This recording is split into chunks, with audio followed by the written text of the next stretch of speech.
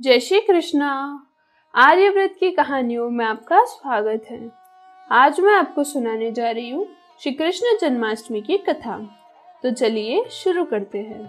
द्वापर युग में पृथ्वी पर राक्षसों के अत्याचार बढ़ने लगे। पृथ्वी गाय का रूप धारण कर अपनी कथा सुनाने के लिए तथा अपने उद्धार के लिए ब्रह्मा जी के पास गई। ब्रह्मा जी सब देवताओं को साथ लेकर पृथ्वी को विष्णु के पास क्षीर सागर ले गए। उस समय भगवान विष्णु अनंत शैया पर शयन कर रहे थे। स्तुति करने पर भगवान की निद्रा भंग हो गई। भगवान ने ब्रह्मा एवं सभी देवताओं को देखकर उनके आने का कारण पूछा तो पृथ्वी बोली, भगवान मैं पाप के बोझ से दबी जा रही हूँ, मेरा उद्धार कीजिए। यह सुनकर विष्णु बोले, मैं ब्रजमंडल में वासुदेव देवकी के गर्भ से जन्म लूंगा। तुम सब देवतागण ब्रज भूमि में जाकर यादव वंश में अपना शरीर धारण करो। इतना कहकर भगवान अंतर्ध्यान हो गए। इसके पश्चात देवता ब्रजमंडल में आकर यदुकुल में नंद यशोदा तथा गोप गोपियों के रूप में पैदा हुए। द्वापर युग में अनंत में मथुरा में अग्रसेन राजा राज्य करते थे। अग्रसेन के पुत्र का नाम कंस था। कंस ने अग्रसेन को बलपूर्वक सिंहासन में उतार कर जेल में डाल दिया और स्वयं राजा बन गया। कंस की बहन देवकी का विवाह यादव कुल में वसुदेव के साथ निश्चित हो गया। जब कंस देवकी को विदा करने के लिए रथ पे साथ जा रहा था तो आकाशवाणी हुई कि हे कंस, जिस देवकी को तू बड़े प्रेम से विदा कर रहा है उसका 8वां पुत्र तेरा संहार करेगा। आकाशवाणी की बात सुनकर कंस क्रोध से भरकर देवकी को मारने को तैयार हो गया। उसने सोचा न देवकी होगी न उसका पुत्र होगा। वसुदेव जी ने कंस को समझाया कि तुम्हें देवकी से तो कोई भय नहीं है, देवकी की 8वीं संतान से तुम्हें भय है, इसलिए मैं इसकी 8वीं संतान तुम्हें सौंप दूंगा। तुम्हारे समझ में आ जावे उसके साथ वैसा ही व्यवहार करना। कंस ने वसुदेव की बात स्वीकार कर ली और वसुदेव देवकी को कारागार में बंद कर दिया। तत्काल नारद जी वहां आ पहुंचे और कंस से बोले कि यह कैसे पता चलेगा कि 8वां गर्भ कौन सा होगा, गिनती प्रथम से या अंतिम से शुरू होगी।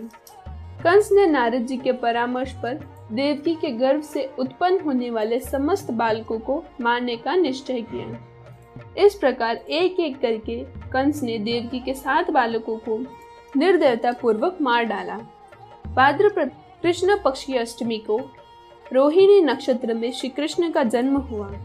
उनके जन्म लेते ही जेल के कोठरी में प्रकाश फैल गया। वसुदेव देवकी के सामने कंस, चक्र, गदा एवं पद्मधारी चतुर्भुज भगवान ने अपना रूप प्रकट कर कहा, अब मैं बालक का रूप धारण करता हूँ। तुम मुझे तत्काल गोकुल में नंद के यहाँ पहुँचा दो और उनकी अभी अभी जन्मी कन्या को लेकर कंस को सौंप दो। तत्काल वसुदेव जी की हथकड़ियां खुल गई, दरवाजे अपने आप खुल गए, पहरेदार सो गए।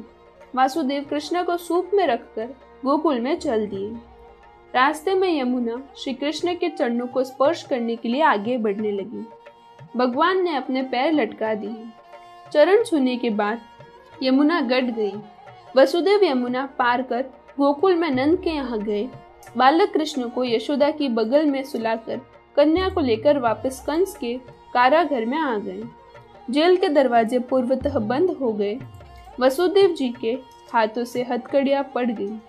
पहरेदार जग गए। कन्या के रोने पर कंस को खबर दी गई। कंस ने कारागार में आकर कन्या को लेकर पत्थर पर पटक कर मारना चाहा, परंतु वह कंस के हाथ से छूटकर आकाश में उड़ गई और देवी का रूप धारण कर बोली, हे कंस, मुझे मारने से क्या लाभ है? तुझे मारने वाला तो गोकुल में पहुंच चुका है। यह दृश्य देखकर कंस हतप्रभ और व्याकुल हो गया। कंस ने श्री कृष्ण को मारने के लिए अनेक दैत्य भेजे। श्री कृष्ण ने अपनी अलौकिक माया से सारे दैत्यों को मार डाला। बड़े होने पर कंस को मारकर अग्रसेन को राजगद्दी पर बैठाया। तभी से श्री कृष्ण की जन्मतिथि को सारे देश में बड़े हर्षोल्लास से मनाया जाता है। यदि आपको मेरी यह कथा पसंद आई हो तो वीडियो को लाइक करें, और चैनल को सब्सक्राइब करें।